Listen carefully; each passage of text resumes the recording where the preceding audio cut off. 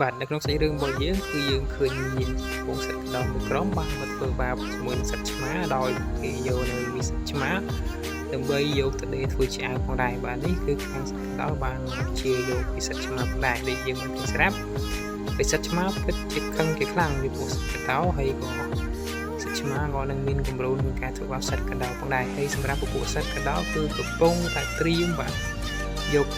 តកតងទៅនឹងដើម្បីនៅសត្វឆ្មាហ្នឹងមកដើម្បីរៀបចំពេលជាឲ្យរំលែកយ៉ាងសប្បាយផងដែរដោយចំណាយសត្វឆ្មាបានយក excavator ឬក៏ថា X ហ្នឹងមកកាយយកសត្វកដោឬកាយរុនវីហើយសត្វកដោកំពុងតែភ័យផងដែរហើយក៏បានទៅប្រាប់គ្នាវីឬក៏តងនឹងទីហ៊ានគ្នាវីមកធ្វើការវាយប្រហារលើសត្វឆ្មាមកដែរ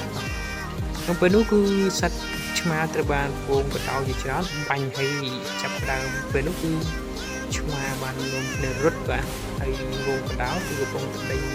បំបញ្ញផងដែរហើយឆ្មាគឺមុតរបស់ខាងមែនទេបាទហើយចាប់ទៅពេលនោះមកគឺយើងងាកមកដល់ចំណុចមួយទៀតគឺនៅពេលដែលឆ្មាធំបាទ